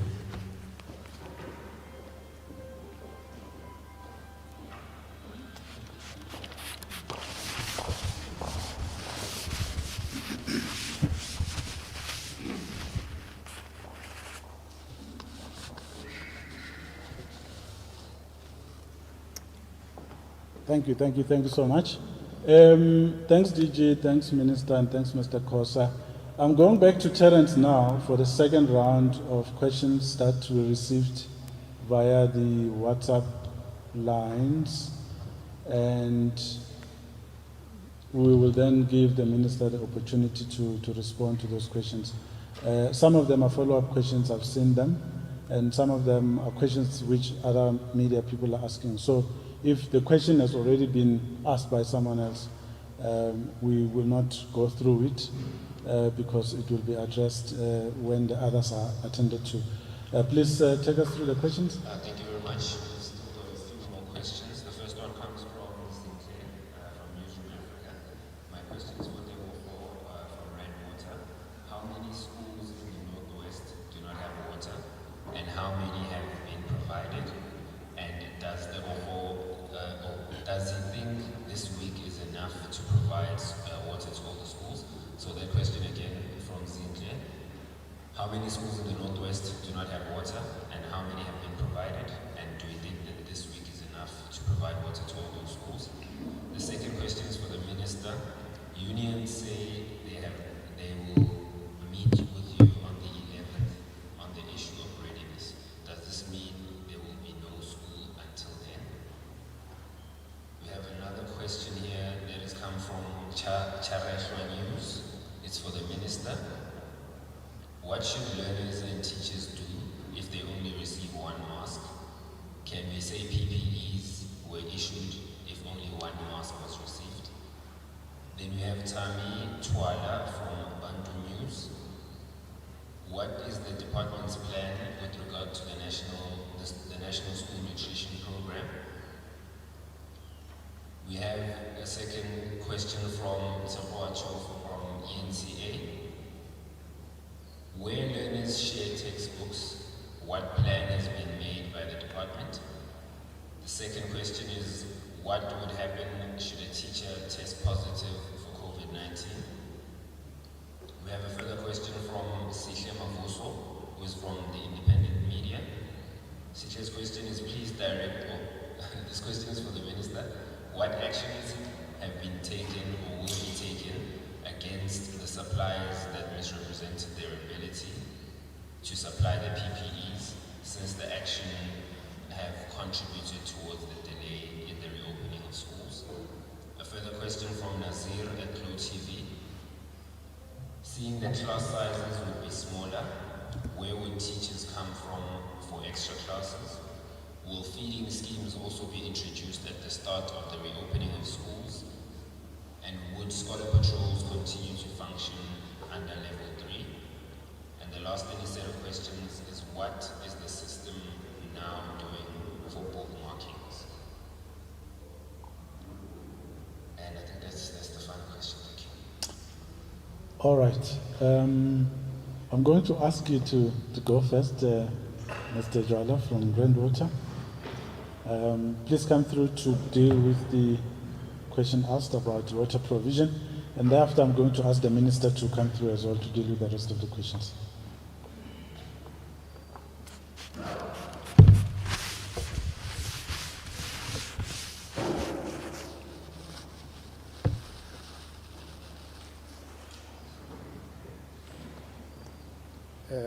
Thank you once again, Chair. In response to that question, there's also, I thought I would have mentioned earlier, but clarify that the work that we mentioned that we have done, the mammoth amount of work that we have put together, was only put together within a period of about 5 days. So we only got the money on the 26th, which was last week. So we have, within the 4 or 5 days of that period, a lot of work went into this, and we are quite confident when we respond to the question asked that by weekend all the schools will have water, and the water will be flowing, tanks will be there. In the case of Northwest, for instance, we have mentioned that 184 schools already have tanks, and 37 of them have been filled with water in the last 2 days, and today we are doing 68 schools, and tomorrow we are cutting water into 69 schools. So the rest of the schools, tanks and tankers, we will be cutting water, and tanks will be installed throughout the week. So we're quite confident we can say safely to the nation that by weekend, which is Friday, Saturday, all the schools that we have been asked to do in a region of 3,126 will have water that is flowing, and children will be safe to get into those schools come the 8th. Thank you very much.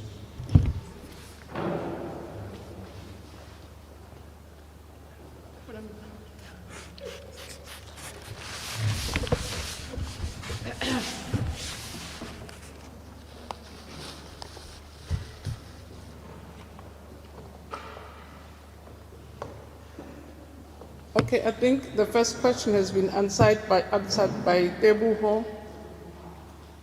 About the meeting with unions, we normally communicate with the secretary, so they've not communicated with us, so I'm not aware of the meeting of the 11th, so I still expect or hope that they will send an invitation. We normally invite them or they invite us, so I've not received, so I have no answer. On the National School Nutrition Program, that's our plan, that we need to urgently start providing nutrition not only to learners that have returned. So for those learners that are returning, there are plans. We have trained the school nutrition team that prepares food on new and different ways of preparing under the health requirements. So we will provide nutrition to the grades that are phased in. We would have wished also even to provide nutrition for grades that we have not phased in. But I had requested the sector and the MEs to say, maybe we need to wait a little, get ourselves to acclimatize to the new environment manage that which we are still struggling to get right before we can introduce new programs. So there is intention to start the nutrition, but we just really need to find our feet in this new environment, be comfortable that we are able to manage this new environment we find ourselves in before we can get into more programs, but we have intentions to do that. Around the sharing of books, it really would be undesirable to have learners continue to share books, to share equipment, to share the necessary, to share books, equipment, because it will, even in some instances, if they have to share a book, it will undermine physical distancing, and those are some of the areas we are paying attention to. And bearing in mind that as much as we have to do things differently, there's no different money that has come into the system. So we keep on reprioritizing monies that were in the system to meet the new demands. So we're taking from Mary to help Lily, but we ideally should not allow a situation where children or learners share books and undermine physical distancing. Or there was a question also about what happens if a teacher tests positive. We follow the health protocols. There are clear lines to say if you are screened with high temperature, you are supposed to go for testing. If you are tested, you have to go to isolation. So it's the same protocols that apply generally to the public that will apply even with us. So we're using the standard protocols. If a teacher tests positive, they can't come to school, then they have to really be a responsibility of the health sector as to how they manage them, whether they go into isolation, they go for medical treatment, but it's the same protocols that will apply to anybody. And teachers are also affected by the same. There was a question about what do you do with suppliers who are not delivering. Provinces are the ones who are procuring. So provinces are the ones which are procuring the PPs. The only program or the only thing that we're procuring as national is water in partnership with a Department of Water and Sanitation. And even there, it's a joint responsibility. There are water tankers that the provinces are procuring. We're supplementing what provinces are procuring. But in terms of relationships with suppliers, it's provinces that would have appointed the suppliers, so it's provinces that are supposed to manage the suppliers. All we do is to monitor, to say, here's a problem. We had said to bring PPs by Friday, they have not come. We have gone to your suppliers' warehouse. There's nothing. In some instances, we even went to their houses to say we thought perhaps your suppliers kept supplies in the garage. We've even gone to their houses. They don't have the equipment. So again, those entrepreneurs are managed by provinces. I hope I've answered all the questions.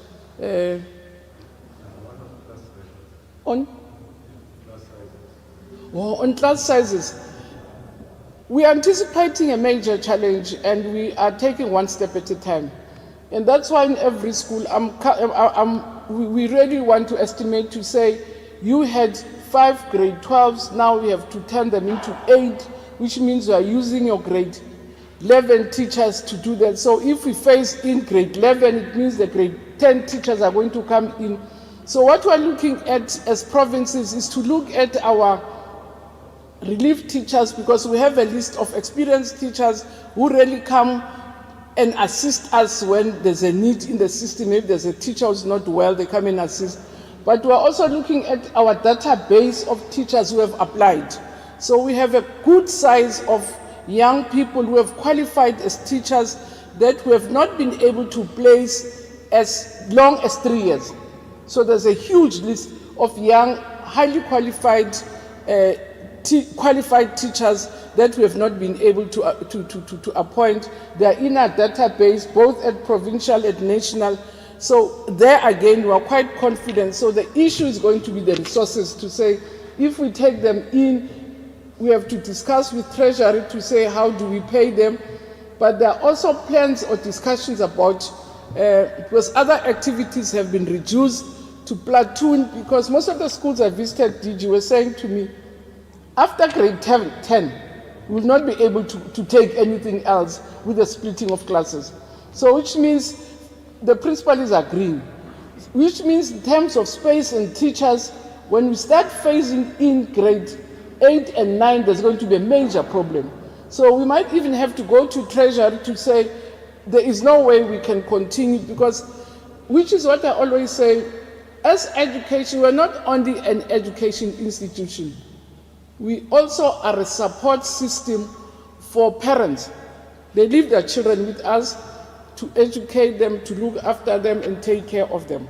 So as the economy begins to open up, we're going to be under immense pressure to also create spaces. That's why people are phoning to, my child is in grade 9, so what happens to me? My child is 4 years, is in grade 4, what happens to me when I'm at work? So there's a great pressure, or there's major pressure on the system to open up as quickly as possible, to take as many learners as possible, and that we are working on plans. And I do hope that when we get to that level, your grade 8 and grade 9s, we will be able to get help from Treasury. But we are aware of the imminent crisis that we are going to confront.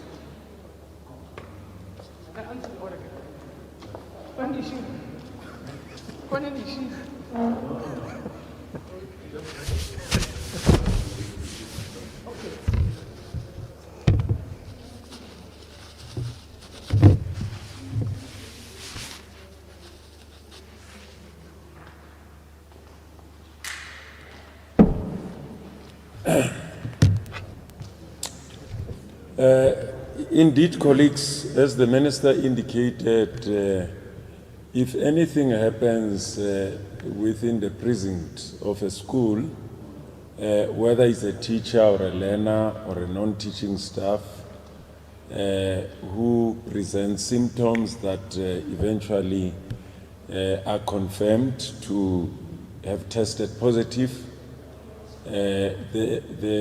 there are what we call standard operation procedures that we issued for all schools. So the standard operation procedures have been issued by the sector, and they stipulate clearly, step by step, what schools are expected to do. And as the Minister said, the logical step would be the Department of Health will then begin to kick in.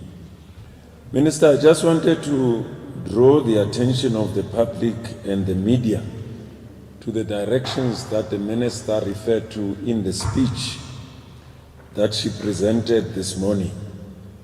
Section 10 of the directives, subsection 2 and subsection 3. Subsection 2 says, with respect to class sizes, Minister, it says, in order to ensure compliance with health, safety, and social/physical distancing requirements, school facilities must operate at 50% or less of their capacity at a given time.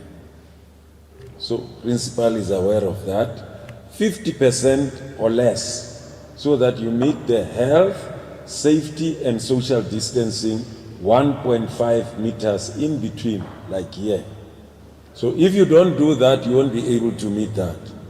Subsection 3 then provides a solution to this, because some schools have got an overall learner enrollment of 1,005, some 2,000, some more than 2,000 learners. It says, subject to the subdirection 4, schools may consider and apply any of the following available timetable models suitable for their context and functionality. And some of them the minister referred to. It says A is daily and weekly rotation. In other words,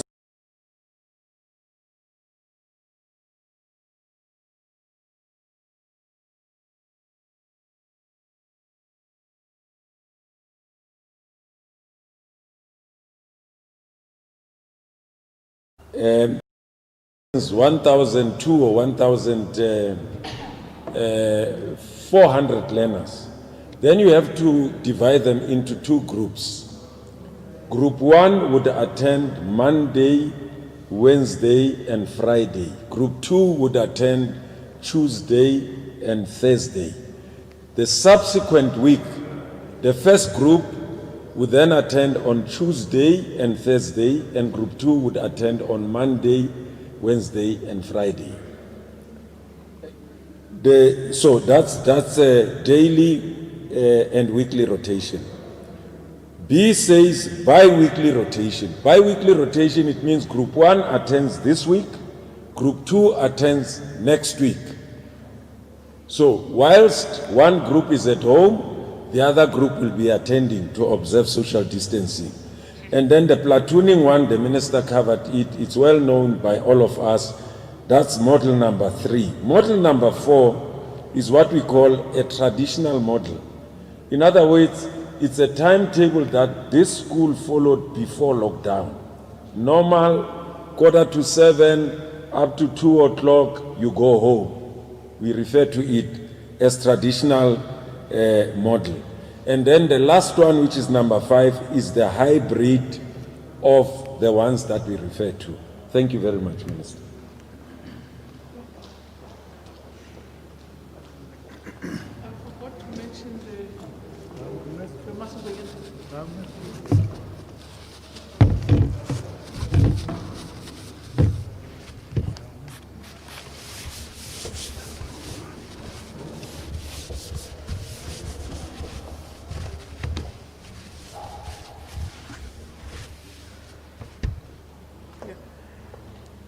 I forgot to respond to the question about the number of masks. The instruction to provinces was that they must buy 2 masks for teachers and 2 for learners. And if they receive 1, I think through the NCT or through the office, we need to be notified, because as much as provinces say there's a scarcity of cloth masks, DTI had given us a list of factories in the country who, because of the lockdown, were unable to do their usual work, will be able to assist government with masks using the correct material. So we are ready to intervene and activate those factories, and that's what made Gauteng and Western Cape to move ahead. Western Cape went strictly to factories in the Western Cape to get them to produce masks to save jobs. Gauteng did the same, get factories that are your factories to make masks to save jobs. But there was a progressive decision to say, also give locals an opportunity to be able to participate in the procurement and give cooperatives. So if those cooperatives are not coping, we should not compromise the fact that we have given directives that is 2 masks per learner and 2 masks per educators. And we then finally agree that educators must get screens, especially educators teaching children who are hard of hearing, because they lip read and they also have to read, to really have facial expressions to explain to them what is being discussed. So it's a standard, so there shouldn't be shortcut. It's 2.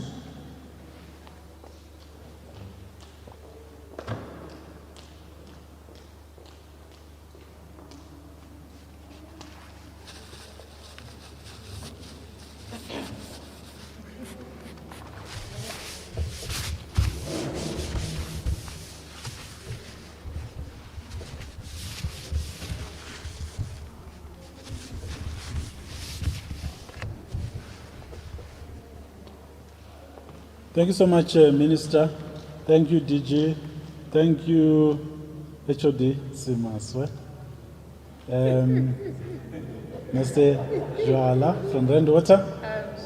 Mr. Mark Monroe from Anglo-American.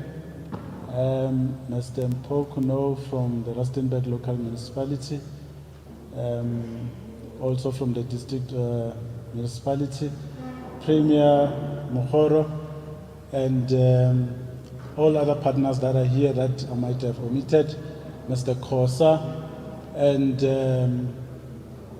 the officials. Thank you so much for supporting us and this media briefing. This was the second school that we're visiting today in the Northwest Province. We are still proceeding to the third school. It is called Manape Secondary School. That's where we are proceeding to now. With those words, we've come to the end of this media briefing. We will continue to engage with you using the platforms that we have. We have seen that there are a lot more questions that are still coming through, but we will not be able to deal with all the questions in one day. It's a work in progress. We hope that you'll continue to work with us as we try to get the education program back on track again. Thank you so much. We really appreciate it.